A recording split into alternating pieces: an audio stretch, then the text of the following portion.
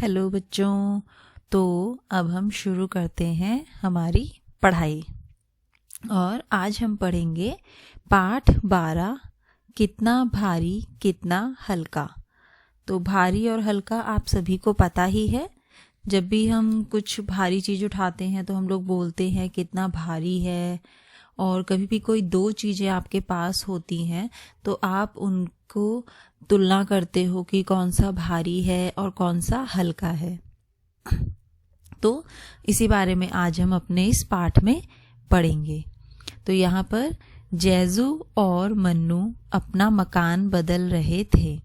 उन्होंने घर का सारा सामान एक घोड़ा गाड़ी में लादा। उनके सामान में था एक पानी की टंकी, 5 बोरी गेहूं, 3 मेज, एक अलमारी, 4 कुर्सियां, 2 गद्दे, 3 बोरी चावल, एक बांस की सीढ़ी और कुछ बर्तन। जब उन्होंने सारा सामान लाद दिया और चलने लगे तो घोड़े ने चलने से मना कर दिया। वह हैरान थे कि ऐसा क्यों हुआ। उनके पिताजी ने बताया कि घोड़े की तबीयत ठीक नहीं है और वह 700 किलोग्राम से ज़्यादा वजन नहीं ढो सकता। ओह, लेकिन लादा गया वजन कितना है? उन्होंने पूछा।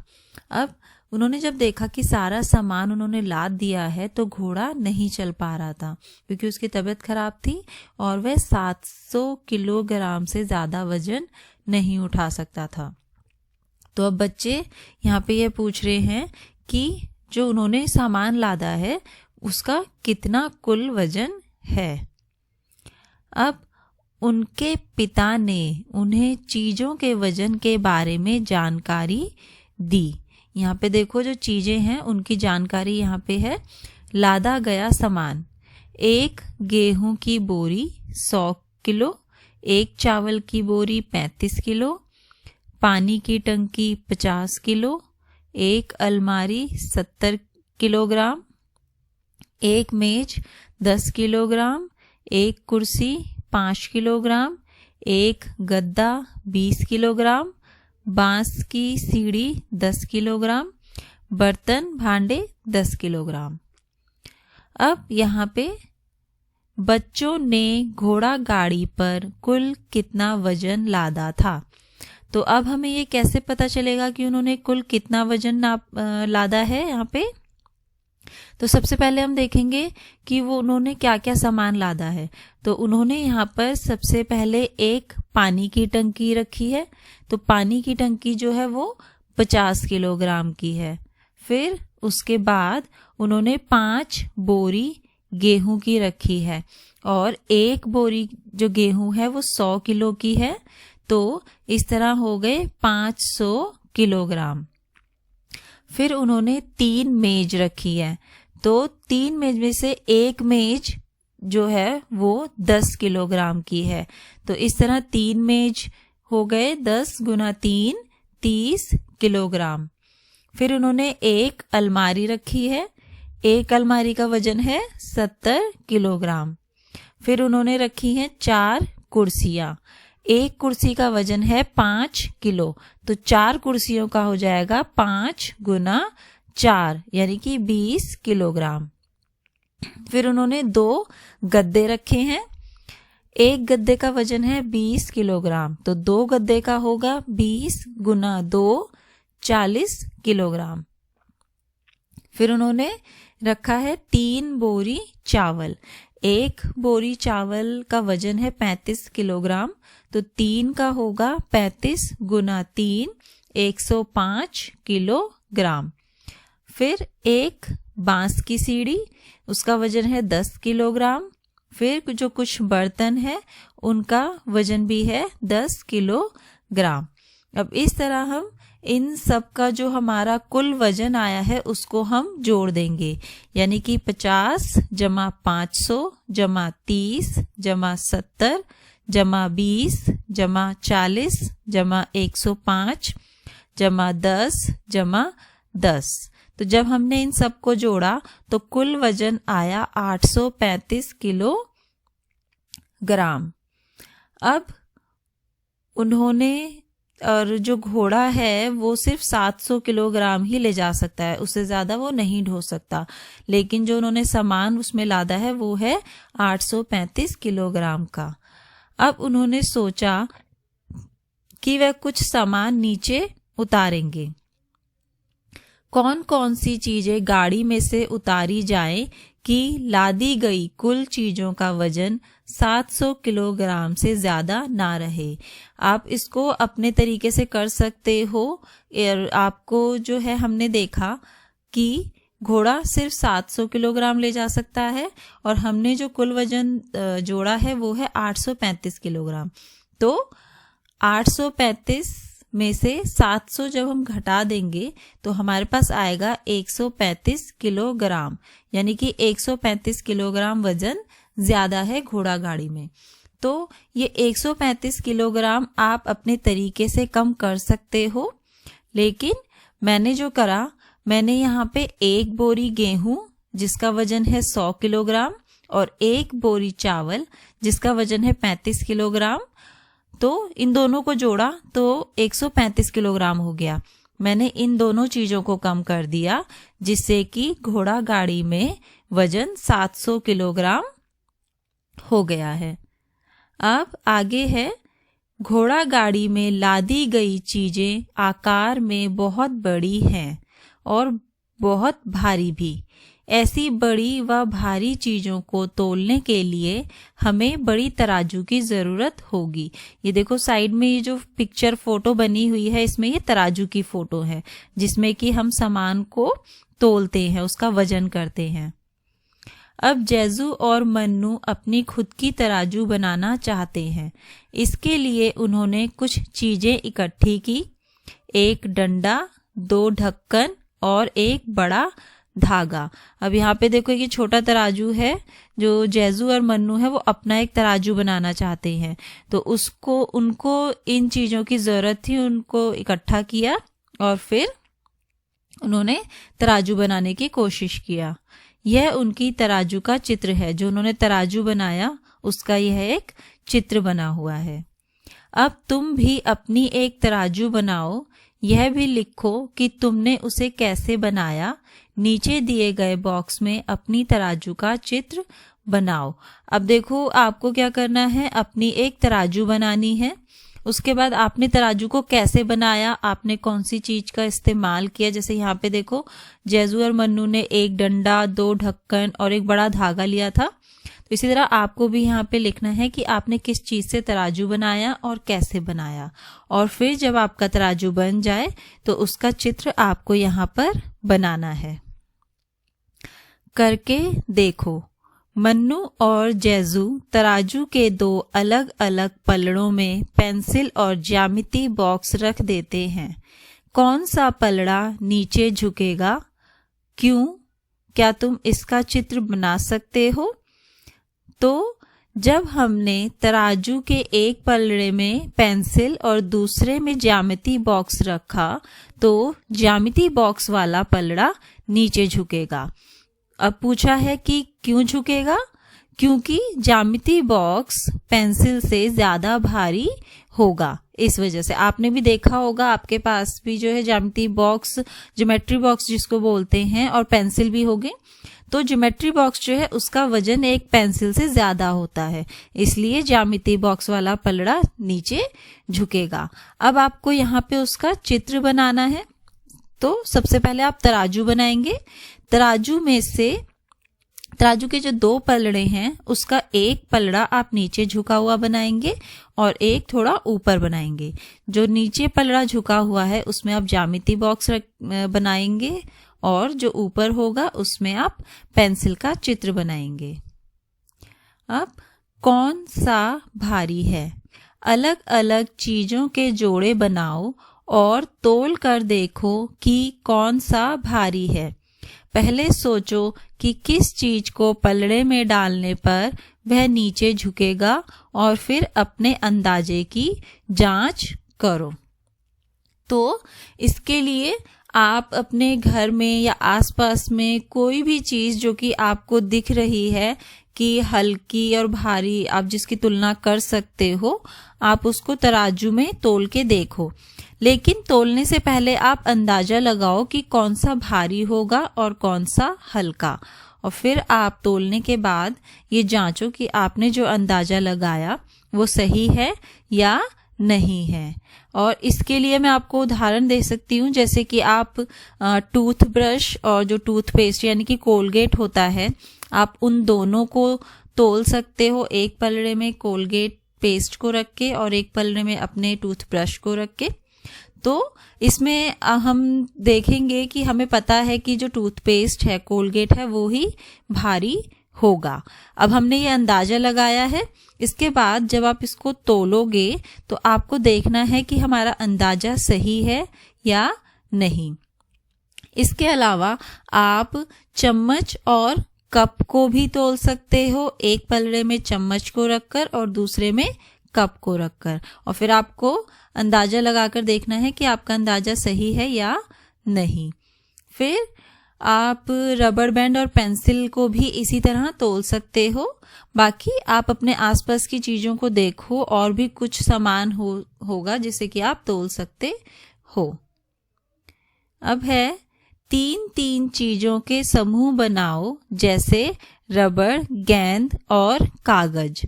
तराजू का प्रयोग करते हुए चीजों को उनके वजन के क्रम में लगाओ। पहले सबसे हल्की, फिर बीच वाली और आखिर में सबसे भारी चीज। कम से कम ऐसे 5 समूह बनाओ और तालिका पूरी करो। अब आपको क्या करना है, अभी तक हमने 2-2 चीजों का अंदाजा लगाया था, जैसे कि टूथब्रश और टूथपेस्ट। अब आपको 3 चीजों का समूह बनाना है, जिसमें कि एक सबसे हल्की हो, फिर दूसरी जो उससे थोड़ा भारी हो, और फिर तीसरी चीज जो कि सबसे भारी होगी।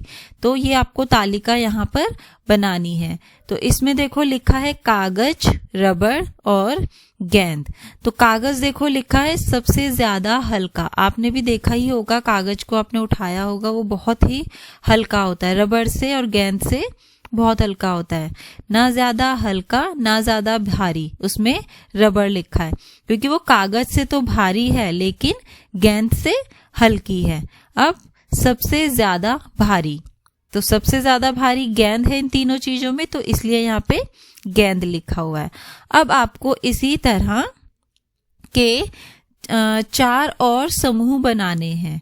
तो सबसे दूसरे नंबर पर हम लिख सकते हैं सबसे ज्यादा हल्का में रुमाल, फिर ना ज्यादा हल्का ना ज्यादा भारी में हम लिख सकते हैं दुपट्टा, और सबसे ज्यादा भारी में हम लिख सकते हैं शाल, जो कि आपने भी देखा है कि जो सर्दियों में ओढ़ी जाती है शाल, उसके बारे में बोल रही हूँ।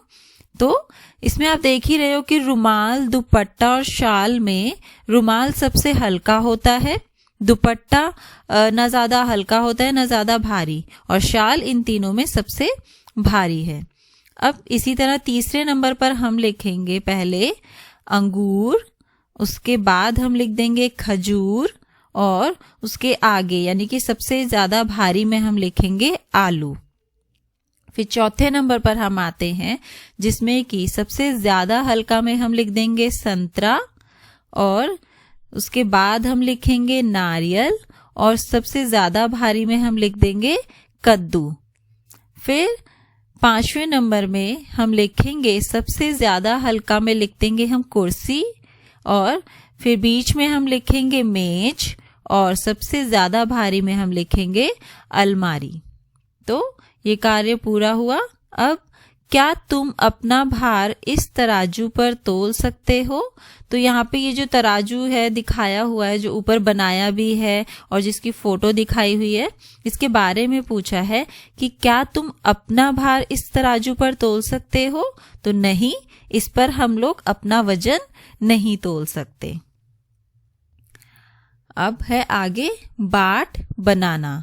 तो बाट आप सभी लोगों को पता ही होगा, जब आप लोग सामान लेते हो और जब वो सामान को तोलते हैं तो सामान के वजन को तोलने के लिए उनके पास छोटे और बड़े किलो के बाट रखे होते हैं, जिससे कि हमें पता चलता है कि वजन कितना है। और बाट कितने भी ग्राम के भी हो सकते हैं, किलोग्राम के भी हो सकते हैं। बाट बनाना, इस गतिविधि को जोड़ों में करें। इसके लिए तुम्हें चाहिए तराजू, बट्टे, एक साबुन की टिक्की, प्लास्टिक की थैलियां, रेत और रबर बैंड। तुम किसी बड़े व्यक्ति की मदद भी ले सकते हो।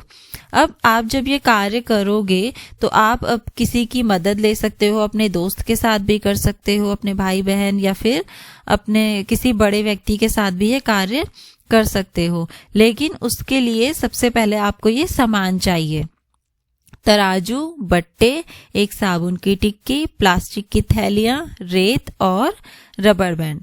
अब आपको कार्य करना क्या है? सबसे पहले साबुन की एक नई टिक्की लो।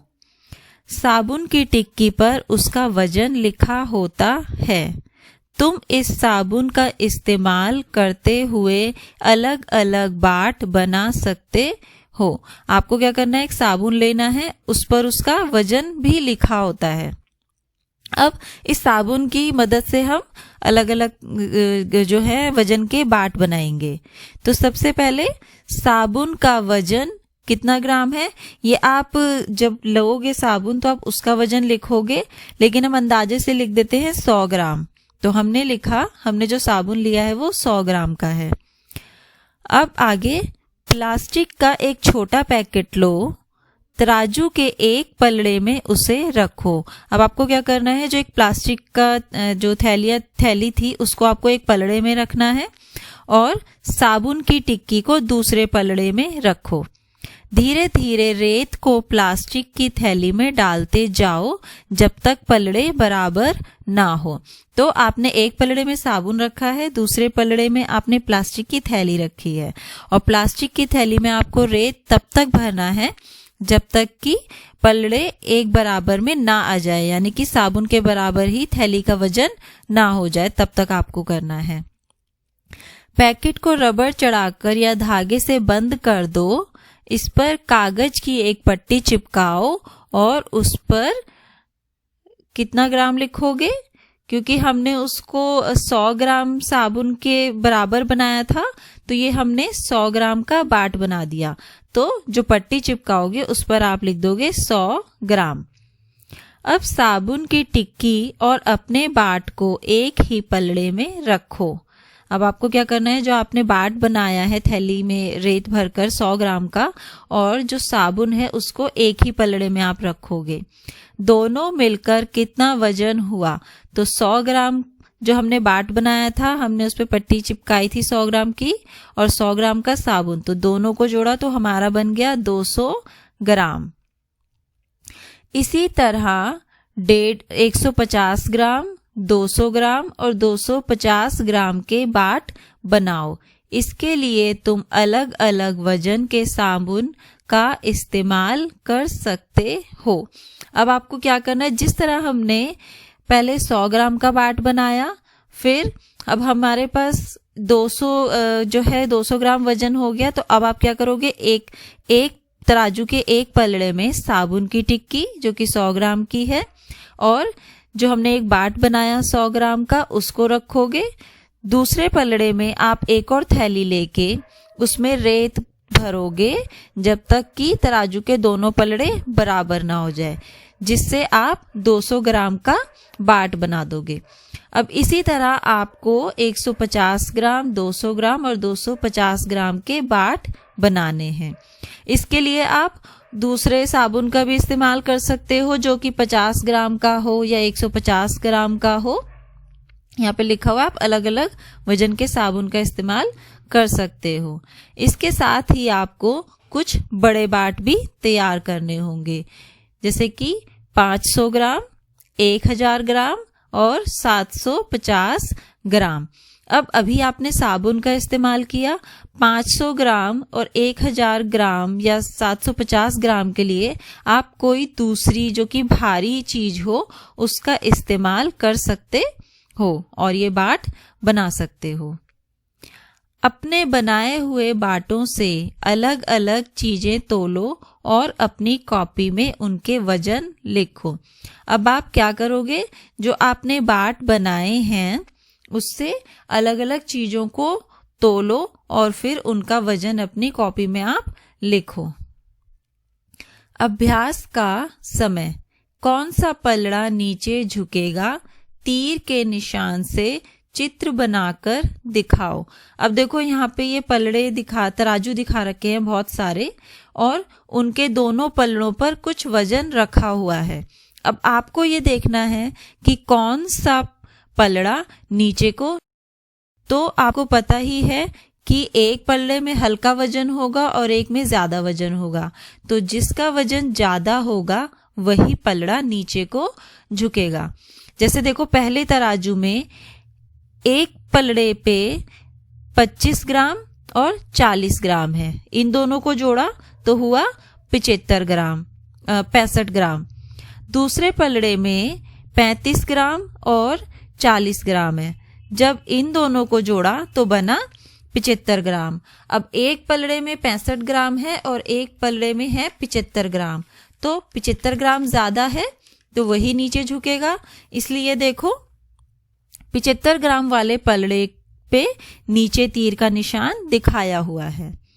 अब दूसरे तराजू में हम देखेंगे, दूसरे तराजू के बाएं तरफ वाले पलड़े में 2 75 ग्राम के वजन है, यानी कि 150 ग्राम, और दाएं पलड़े में 35 ग्राम और 140 ग्राम, यानी कि 175 ग्राम। तो हमने इसमें देखा कि इसमें भी जो दाएं वाला पलड़ा है वो ज्यादा भारी है, उसका वजन ज्यादा है, तो दाएं पलड़ा नीचे को झुकेगा।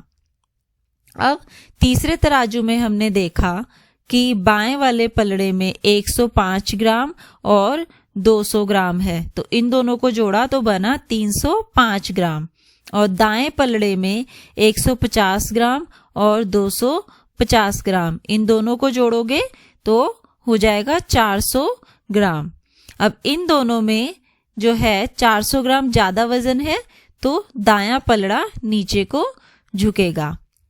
अब चौथे तराजू में एक तरफ यानी कि बाएं पलड़े में 3 वजन रखे हैं, 55 ग्राम, 245 ग्राम और 700 ग्राम। तो इन तीनों को जब आप जमा करोगे, जोड़ोगे, तो बनेगा 1000 ग्राम। और दूसरे पलड़े में यानी कि दाएं वाले पलड़े में है 254 ग्राम और 600 ग्राम, जिन्हें की जोड़कर बन गया 854 ग्राम। अब इन दोनों में एक तरफ यानी कि बाएं पलड़े में 1000 ग्राम है और दाएं में 854, तो आप देख ही रहे हो कि 1000 ग्राम ज्यादा वजन है, तो बायां पलड़ा नीचे को झुकेगा। इसके बाद है हमारा 5वां तराजू, जिसमें कि बाएं पलड़े में है 216 ग्राम। आप देख रहे हो 2 है, एक 20 ग्राम है और एक 196 ग्राम है, तो वो बन गया 216 ग्राम। और दाएं पलड़े में है 197 ग्राम, तो इसमें बायां पलड़ा नीचे को झुकेगा क्योंकि उसका वजन ज्यादा है। अब छठे तराजू में बाएं पलड़े में है 36 ग्राम और 75 ग्राम, जो कि मिलकर बन गया 111 ग्राम। फिर दाएं पलड़े में है 63 ग्राम और 100 ग्राम, जो कि मिलकर बन गया 163 ग्राम। तो इन दोनों में जो है दाएं पलड़े का वजन ज्यादा है, इसलिए दाएं पलड़ा नीचे को झुकेगा। अब हमें पूछा है, क्या इनमें से किसी भी पलड़े का कुल वजन 1 किलोग्राम है?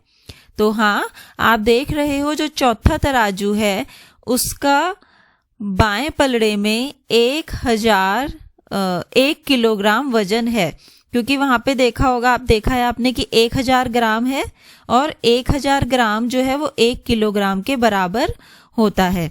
तो इसलिए चौथे तराजू के बाएं पलड़े में 1 किलोग्राम वजन है। अब नीचे आपको फिर से सवाल पूछा है 1 किलोग्राम में कितने ग्राम होते हैं। तो मैंने अभी आपको बताया कि 1 किलोग्राम में 1000 ग्राम होते हैं। अब आगे का है आपका विषय ग्राम और किलोग्राम। ऐसी 5 चीजों के नाम लिखो जिन्हें हम खरीदते हैं ग्राम में और किलोग्राम में। आप भी जब जाते होंगे मार्केट या बाजार में, आप सामान खरीदते होंगे तो आपने देखा होगा कि कुछ सामान या चीजों को जो वजन है वो ग्राम में तोला जाता है और कुछ चीजों का वजन किलोग्राम में तोला जाता है।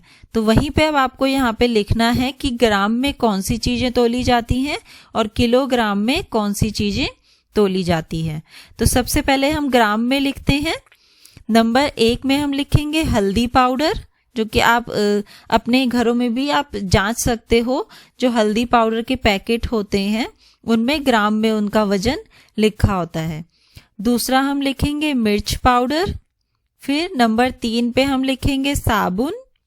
नंबर 4 पे हम लिखेंगे कोलगेट पाउडर और नंबर 5 पे हम लिखेंगे बिस्किट। अब हम लिखेंगे कि कौन सी चीजें या कौन सा सामान हम किलोग्राम में तोलते हैं। तो उसमें नंबर 1 पर हम लिखेंगे सब्जी। आप लोग भी जब जाते होंगे सब्जी लेने के लिए या देखते होंगे तो वो हम किलो के हिसाब से लेते हैं, 1 किलो या 2 किलो। तो सब्जी। दूसरे नंबर पे हम लिखेंगे चीनी। नंबर 3 पर हम लिखेंगे फल। नंबर 4 पर हम लिखेंगे चावल और नंबर 5 पर हम लिखेंगे गेहूं। अब आगे है कौन सा भारी है। कौन सा भारी है, 1 किलोग्राम रुई या 1 किलोग्राम लोहा। अब देखो यहाँ पे आपको पूछा है कि 1 किलोग्राम रुई या फिर 1 किलोग्राम लोहा, इन दोनों में से कौन सा ज्यादा भारी या हल्का होगा। लेकिन आप अगर इसको ध्यान से सुनोगे तो दोनों का ही वजन जो है वो 1 किलोग्राम है। तो इसमें कोई भारी या हल्का नहीं होगा, दोनों ही एक बराबर होंगे। अब आगे देखो यहाँ पर, उई आ हाय मरा, सर उसने मुझे तरबूज फेंककर मारा। पहले उसने 1 किलो का तकिया मुझ पर फेंका, इसलिए मैंने उस पर 1 किलो का तरबूज दे मारा। कल आपने कहा था कि दोनों का वजन बराबर है। तो ये देखो, ये आपको मतलब यहाँ पे बताया है कि वो है, लेकिन तकिया जो है उसमें रुई भरी होती है और वो फैला हुआ होता है तकिया, इसलिए उसका हमें चोट नहीं लगती। और तरबूज जो है वो ठोस होता है और वो एक साथ होता है पूरा, इसलिए उससे हमें चोट लग सकती है। अब है दिनसेन की खरीदारी। दिनसेन परचून की दुकान पर गया और वहां से नीचे लिखी चीजें खरीद कर लाया। उसने बिल भी लिया था, पर उसके छोटे भाई ने उसे वहां से फाड़ दिया जहां वजन लिखे थे। अंदाजा लगाओ और हर चीज का वजन लिखो, ग्राम में या किलोग्राम में। अब देखो, दिनसेन जो है वो सामान लेने गया था और वो वहां से बिल लेके आया, तो उसके भाई ने बिल को फाड़ दिया। और वो कहाँ से फटा, जहाँ पे कि उसका वजन यानी कि ग्राम या किलोग्राम लिखा हुआ था। तो अब आपको अंदाजा लगाना है और बताना है कि किस चीज के लिए हम ग्राम इस्तेमाल करते हैं वजन तोलने के लिए और किस में हम किलोग्राम का इस्तेमाल करते हैं।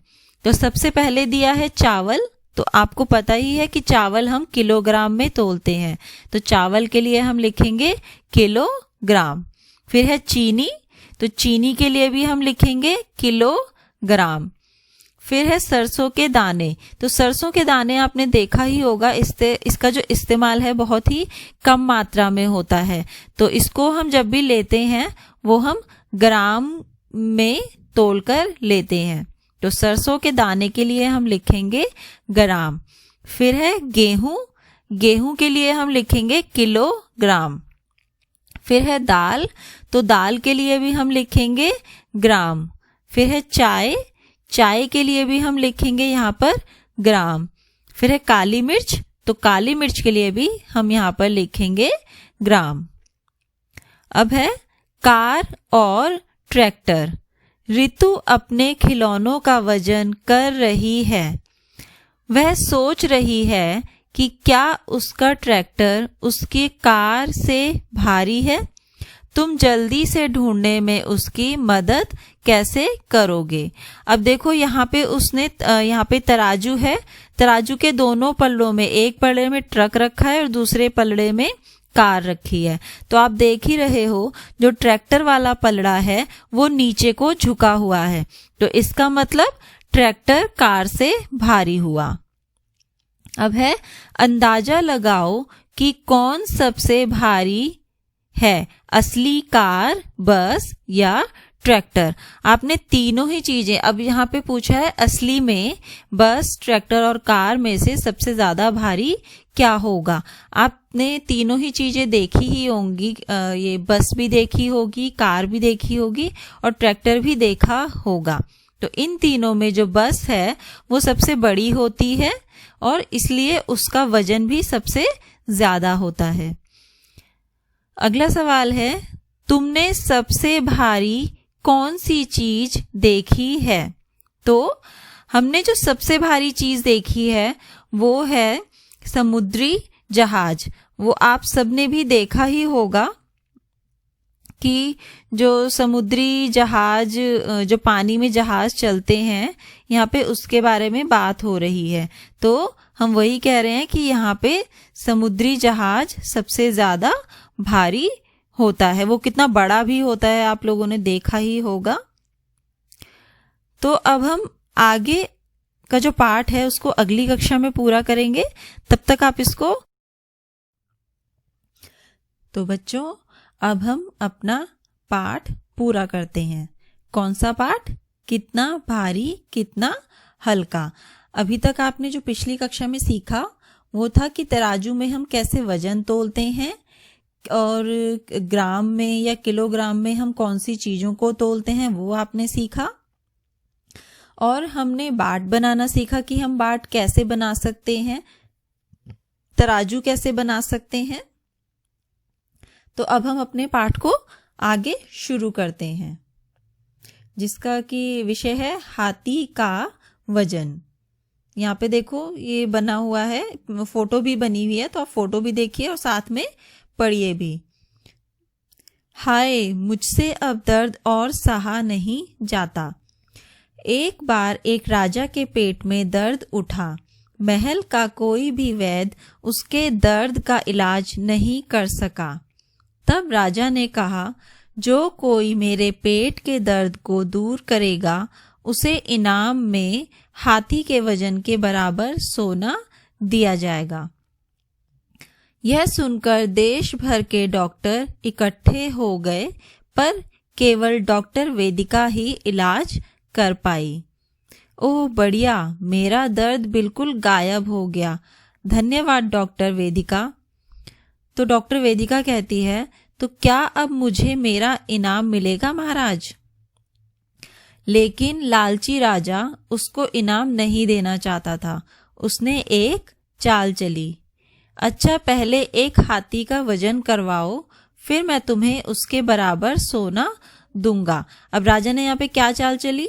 उसने कहा कि पहले एक हाथी का वजन कराओ। अब हाथी का वजन करना बहुत ही मुश्किल था, इसीलिए उसने ये बोल दिया। उसको ये लगा कि हाथी का वजन डॉक्टर वेदिका करवा नहीं पाएगी, जिससे उसको इनाम भी नहीं देना पड़ेगा। डॉक्टर वेदिका जब घर पहुंची तो बहुत उदास थी। उसने अपनी बेटी को सारी बात बताई। मैं एक हाथी का वजन कैसे करवा सकती हूँ? इतनी बड़ी तराजू कहाँ से लाऊं मैं? तो यहाँ पे उसकी बेटी बोलती है, तुम चिंता मत करो माँ, मुझे एक तरीका सूझा है। राजा से कहो कि वह एक हाथी और एक बड़ी नाव का इंतजाम करे। अगली सुबह डॉक्टर वेदिका ने राजा को नदी के किनारे बुलाया। एक हाथी और बड़ी नाव के साथ वहां पहुंचा। अब राजा देखो यहाँ पे कह रहा है, मुझे लगता है कि वह पागल है, वह हाथी का वजन नाव के साथ कैसे करेगी। वेदिका की बेटी नदी के अंदर गई।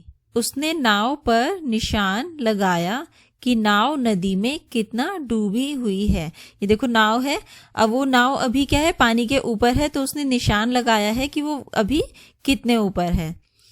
तब उसने कहा कि अब हाथी को नाव पर चढ़ाओ। अब नाव नदी के पानी में और भी ज्यादा डूब गई।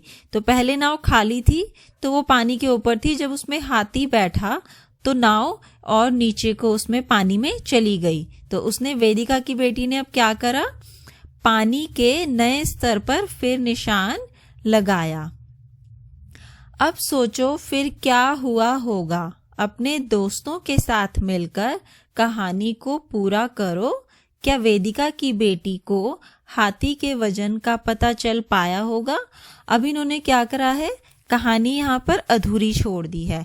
आपको कहानी को पूरा करना है और ये पता लगाना है कि उसने हाथी का वजन कैसे देखा होगा, कैसे उसने पता करा होगा हाथी का वजन। तो हम कहानी को इस तरह पूरा करेंगे। उसने हाथी को नाव पर बिठाकर पानी के नए स्तर पर निशान लगाया था। अब वेदिका की बेटी ने क्या करा, हाथी को नाव से बाहर निकलवा दिया। फिर उसने उस निशान तक पत्थर भरने के लिए कहा। जो वो निशान था जो हाथी के बैठने के बाद बनाया था उसने नया स्तर, अब उसने उसी निशान तक लोगों को कहा कि नाव में पत्थर भरे। फिर अब उसने उन पत्थर जब उसी उतने ही वजन तक जब पत्थर भर दिए तो उसने फिर लोगों को कहा कि इन पत्थरों का वजन तोला जाए। हाथी का वजन तोलना तो मुश्किल था, लेकिन पत्थरों का वजन तोलना आसान था। तो इसलिए उसने फिर पत्थरों का वजन तोलने के लिए कहा और पत्थरों का जो वजन था वही हाथी का वजन भी था। तो इस तरह उसने हाथी का वजन पता कर लिया। अब जब हाथी का वजन उसने पता कर लिया तो राजा के पास डॉक्टर वेदिका को इनाम देने के अलावा कोई चारा ही नहीं था और अब उसको जो है डॉक्टर वेदिका को इनाम देना ही होगा। क्यों देना होगा? क्योंकि हाथी का वजन अब पता चल गया था, इसलिए। आगे है, एक कुर्सी का वजन कितना। अनामिका अपनी कुर्सी का वजन मशीन की मदद से जानना चाहती है। क्या तुम इसको तोलने का तरीका बता सकते हो? तो आप देख रहे हो जो कुर्सी है, जो इसको हम सीधे मशीन में रख के तो तोल नहीं सकते क्योंकि ये इसके ऊपर आ ही नहीं पाएगी। तो इसे तोलने के लिए हमें कोई तरीका ढूंढना होगा। तो हम क्या करेंगे, एक तराजू के एक पलड़े में कुर्सी को रखेंगे। अब आप क्या करोगे, मशीन को छोड़कर अभी हम एक तराजू ले लेंगे और तराजू के एक पलड़े में हम कुर्सी को रख देंगे। दूसरे पलड़े में हम कुर्सी के बराबर वजन के पत्थर रखेंगे। पत्थर या फिर आप कुछ और भी रख सकते हो, लेकिन हम ये सोच रहे हैं कि हम कुर्सी के वजन के बराबर पत्थर रखेंगे। फिर जब पत्थर कुर्सी के बराबर हो जाए, यानी कि दोनों पलड़े बराबर हो जाएंगे, तो हम उन पत्थर को निकाल कर मशीन पर रख देंगे और जो उन पत्थरों का वजन होगा वही हमारा कुर्सी का वजन होगा। अब इस तरह हमने मशीन से कुर्सी का वजन पता कर लिया। टूटे पत्थर। अब्दू जलाने वाली लकड़ी बेचता है। उसकी दुकान में 13 किलो का एक पत्थर था। वह अक्सर इसकी मदद से लकड़ी तोलता था। एक दिन वह पत्थर नीचे गिरा और उसके 3 टुकड़े हो गए, जो कि 3 हिस्सों में बट गया, 2 किलो, 5 किलो और 6 किलो। पर अब्दू बड़ा तेज निकला।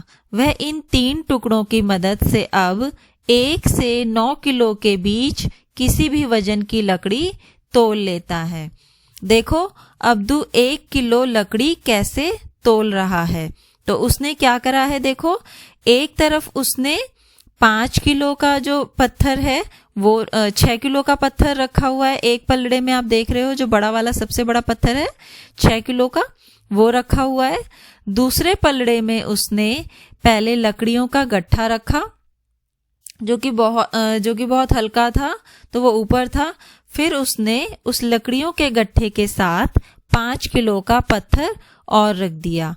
फिर उसने देखा कि इस वजन के बाद दोनों पलड़े बराबर हो गए, तो जिससे उसे पता चल गया क्योंकि पत्थर तो 5 किलो का है और लकड़ियों का वजन रखा है वहां पे, जिससे कि दोनों तराजू बराबर हो गए। तो इसका मतलब ये हुआ कि लकड़ियां जो है वो 1 किलो की है।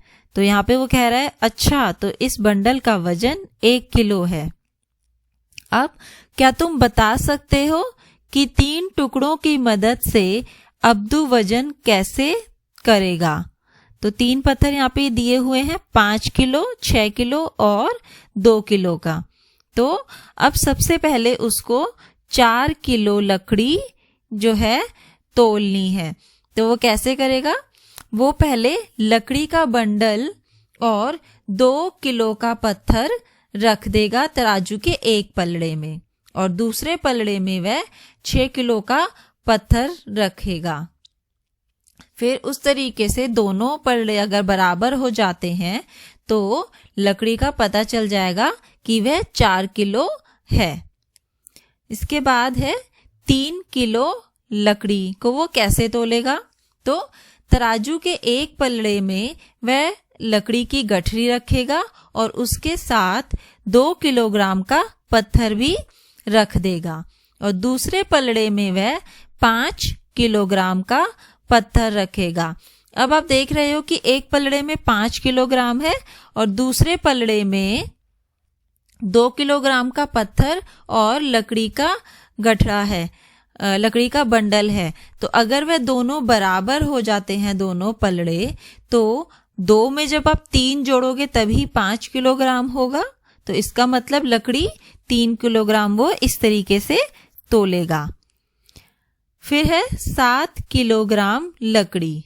तो 7 किलोग्राम लकड़ी तोलने के लिए वो क्या करेगा, एक पलड़े में वह लकड़ियों का पूरा बंडल रख देगा क्योंकि वो 7 किलो है और दूसरे पलड़े में वह 2 किलोग्राम का पत्थर और 5 किलोग्राम का पत्थर, यानी कि 2 पत्थरों को रख देगा। 2 किलोग्राम और 5 किलोग्राम मिलकर 7 किलोग्राम हो गए। तो इस तरह वह 7 किलोग्राम लकड़ियों को तोल लेगा। अब अगला विषय है डाक घर। क्या तुम कभी डाकघर गए हो। तो हाँ, डाकघर हम सभी लोग गए हुए हैं, सबने देखा हुआ है डाकघर, सभी लोग जा चुके हैं वहां पे। लोग किन किन कामों के लिए डाकघर जाते हैं। तो आप लोगों को पता ही होगा डाकघर किस लिए जाया जाता है। सबसे ज्यादा वैसे लोग चिट्ठियां भेजने के लिए डाकघर जाते हैं। जब कहीं हमें दूर चिट्ठी भेजनी होती है, कोई पत्र भेजना होता है, तो हम डाकघर जाते हैं। इसके अलावा कभी कभी कुछ पार्सल भेजने के लिए भी डाकघर जाया जाता है, या फिर कोई पैसों से संबंधित कोई कार्य होता है उसके लिए भी लोग डाकघर जाते हैं। पोस्ट कार्ड की कीमत क्या होती है। अब देखो यहाँ पे नीचे डाक दरों में लिखा हुआ है एक पोस्ट कार्ड की कीमत। तो पोस्ट कार्ड की कीमत यहाँ पे लिखी है 0.50 यानी कि 50 पैसे। तो एक पोस्ट कार्ड की कीमत होती है 50 पैसे। फिर पूछा है एक अंतर्देशीय पत्र की कीमत क्या होती है। तो अंतर्देशीय पत्र की कीमत भी हमें नीचे ये जो डाक दरें हैं, ये जो तालिका सी बनी है इसमें दी हुई है, जिसमें लिखा है 2.50 रुपये। अब हम डाक दरों में जो सारी डाक सामग्री और डाक दरें बताई हुई हैं उन सबको एक बारी पढ़ लेते हैं। एक पोस्ट कार्ड की कीमत दी हुई है 50 पैसे, छपा हुआ पोस्ट कार्ड 6 रुपये, अंतर्देशीय पत्र 2.50 रुपये। फिर पत्र वजन से, कई बारी जब हम पत्र भेजते हैं तो वो वजन के हिसाब से उसके लिए हमें कीमत देनी पड़ती है। तो नंबर 1, 20 ग्राम या उससे कम। अगर पत्र का वजन 20 ग्राम हो या उससे कम हो तो हमें देने पड़ते हैं 5 रुपए। उसके बाद 20 अतिरिक्त 20 ग्राम के लिए, उसके ज्यादा फिर अगर 20 ग्राम होगा तो उसके लिए हम देंगे 2 रुपए। फिर है पार्सल का वजन, जो हम पार्सल भेजते हैं उसको भी हम वजन के हिसाब से देते हैं। तो 50 ग्राम और उससे कम वजन के लिए 5 रुपए और अतिरिक्त 50 ग्राम के लिए 3 रुपए। यानी कि अगर 50 रुपए से ज्यादा जो 50 ग्राम होंगे उनके लिए 3 रुपए। ऊपर दी गई तालिका में डाक दरों को देखो। अगर 50 ग्राम का एक पत्र भेजना हो तो तुम्हें कितने पैसे देने पड़ेंगे। तो यहाँ पे लिखा हुआ है देखो कि 50 ग्राम का हमें पत्र भेजना है। तो आप क्या करोगे, सबसे पहले हम 20 ग्राम लिखा हुआ है कि 20 ग्राम या उससे कम के लिए हमें 5 रुपए देने होंगे। तो सबसे पहले हम लिख देंगे 5 रुपए। फिर लिखा है अतिरिक्त 20 ग्राम के लिए, यानी कि उससे जो अगले 20 ग्राम होंगे उसके लिए हम देंगे 2 रुपए। फिर हमारे बचा कितना, 40 ग्राम हो गया, अब हमारा बचा है 10 ग्राम। तो फिर अगले उन 10 ग्राम के लिए भी हमें देने पड़ेंगे 2 रुपए। यहाँ पे देखो दिया ही हुआ है। तो 5 + 2 + 2 तो हमारा हो गया 9 रुपए। यानी कि 50 ग्राम पत्र को भेजने के लिए हमें 9 रुपए देने होंगे। अब है आकाश अपनी मित्र रानी को, जो कि चेन्नई में रहती है, एक पार्सल करना चाहता है। गणित का जादू। किताब का वजन है 200 ग्राम। ऊपर चार्ट को देखो और किताब को भेजने की कीमत का पता करो। तो ये भी हम इसी तरह करेंगे। पार्सल का जो वजन है वो है 200 ग्राम। अब पार्सल की कीमत हम कैसे पता करेंगे, तो हमें दे रखा है 50 ग्राम और उससे कम के लिए। तो सबसे पहले हम 50 ग्राम और उससे कम के लिए लेंगे 5 रुपए। फिर अतिरिक्त 50 ग्राम के लिए, अब 50 ग्राम से जो अगले 50 ग्राम होंगे उसके लिए हम देंगे 3 रुपए। तो ये हो गया हमारा 100 ग्राम। फिर अगले 50 ग्राम के लिए हम फिर से देंगे 3 रुपए। ये हो गया हमारा 150 ग्राम। फिर हमारे आखिरी में जो 50 ग्राम बचे उसके लिए हम फिर से देंगे 3 रुपए। तो जब हमने 5 + 3 + 3 + 3 को जोड़ा तो हमारा हो गया 14 रुपए। तो इसका मतलब हुआ कि 200 ग्राम पार्सल जो है पार्सल भेजने के लिए हमें 14 रुपए देने पड़ेंगे। अब आगे है सवाल 3। चित्र में दिखाया गया वजन कितना है? इस वजन का पार्सल भेजने की कीमत पता करो। तो ये देखो यहाँ पे ये वजन बताया है ग्राम में। तो आप ये देख रहे हो जो कि 200 से जो है इसके बाद छोटे छोटे पॉइंट्स पे जा रहा है 200 से 250 के बीच में। तो हमने देखा कि 200 के बाद 10, 20 फिर 30 और 20 और 30 के ये बीच में है। तो इसका मतलब हुआ 225 ग्राम। तो पार्सल का वजन हुआ 225 ग्राम। अब आप डाक टिकटों की कीमत का पता करोगे। तो कैसे पता करोगे? अभी हमने पहले पता करा था 200 ग्राम के लिए। 200 ग्राम के लिए हमने देखा था कि हमारा जो वजन था 14 रुपए। तो 14 रुपए था 200 ग्राम के लिए। अब हमारे पास है ये 225 है, तो यानी कि 25 ग्राम और ज्यादा हो गया है। तो हम अगले उन 25 ग्राम के लिए फिर से 3 रुपए जोड़ देंगे। तो 14 में जब आप 3 जोड़ोगे तो हो जाएगा 17 रुपए। तो ये मैंने पूरा इसलिए नहीं करा क्योंकि पहले ही हमने देखा है 200 ग्राम वजन के लिए हमने किस तरह कीमत निकाली थी। उसी तरह आप पहले 200 ग्राम वजन के लिए कीमत निकाल दोगे और 25 ग्राम हमारे पास ज्यादा है तो उस 25 ग्राम के लिए हम 3 रुपए देंगे।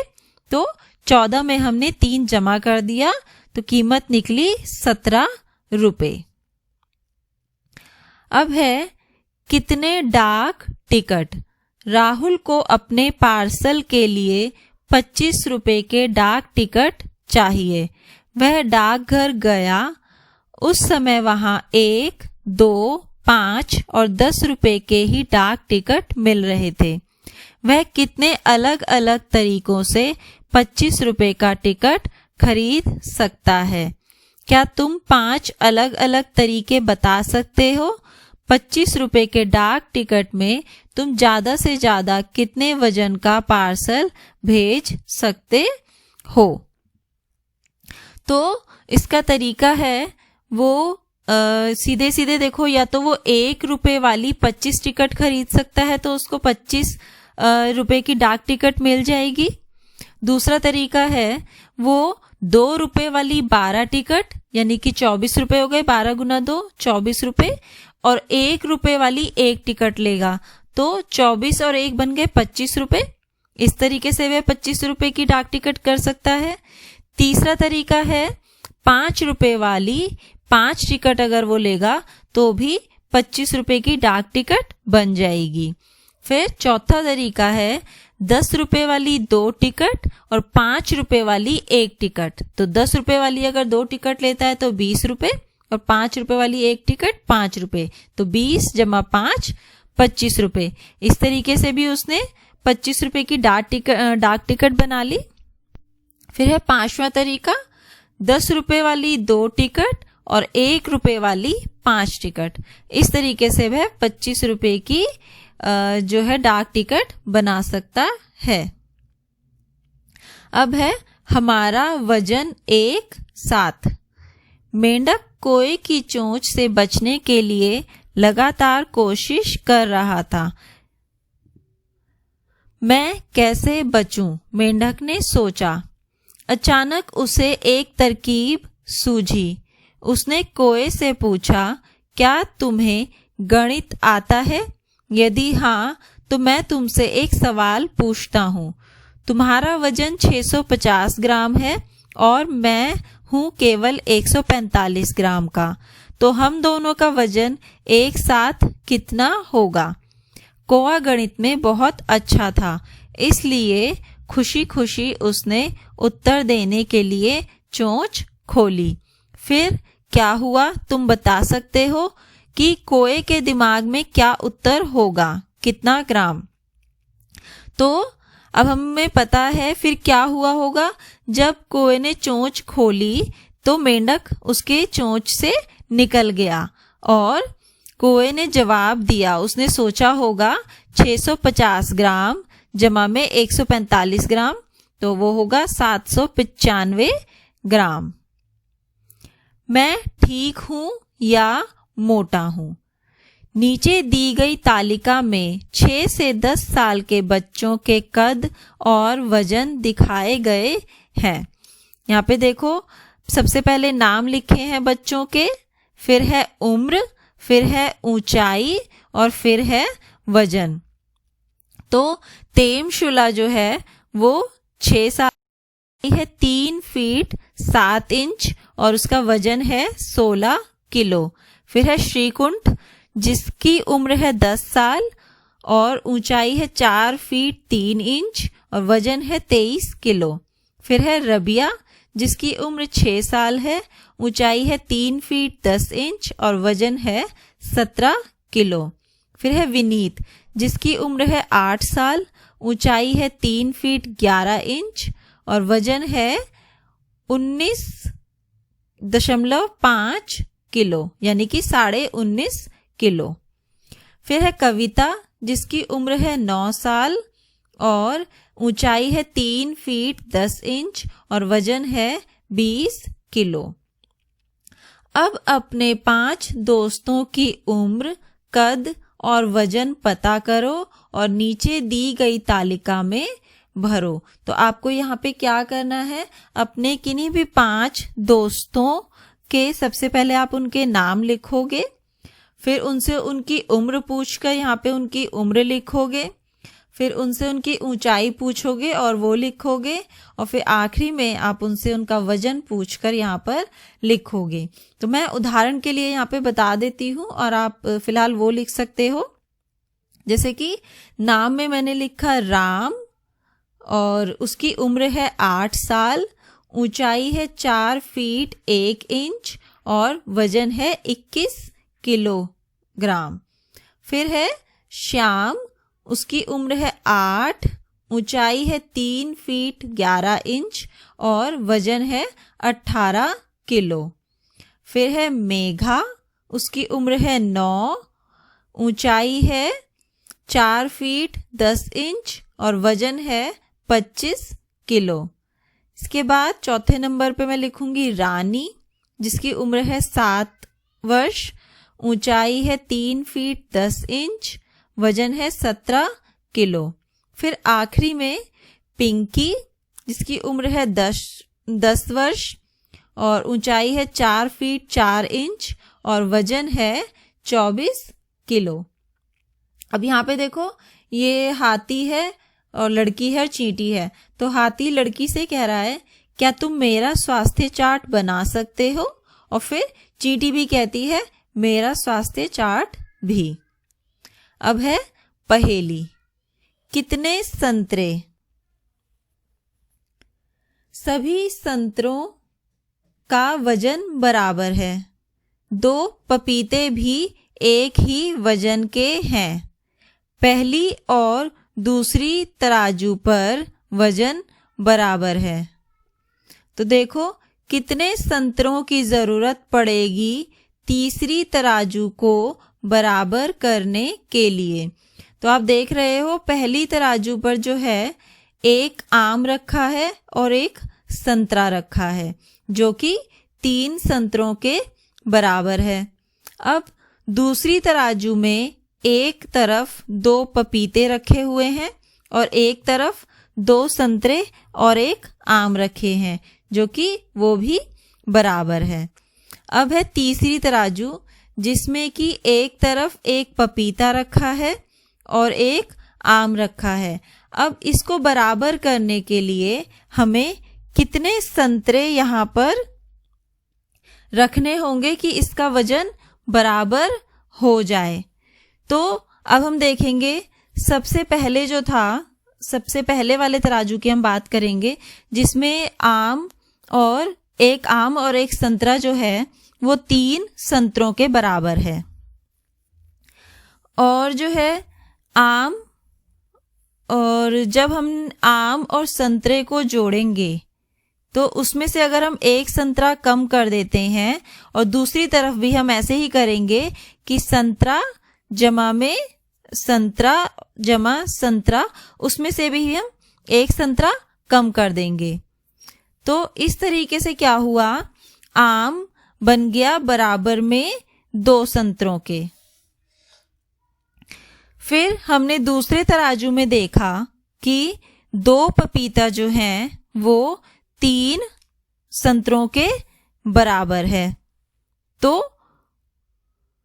2 पपीता बराबर में 2 संतरा जमा में आम।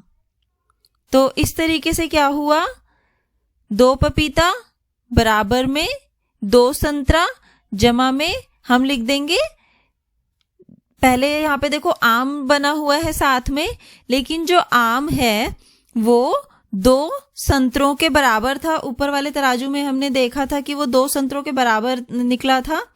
तो इसलिए हम क्या करेंगे, यहाँ पर आम ना लिख के हम यहाँ पे भी 2 संतरे लिख देंगे। अब जब आप देख रहे हो कि 2 पपीते अगर 4 संतरों के बराबर है, तो एक पपीता 2 संतरों के बराबर हो जाएगा और एक आम जो है वो भी 2 संतरों के बराबर है।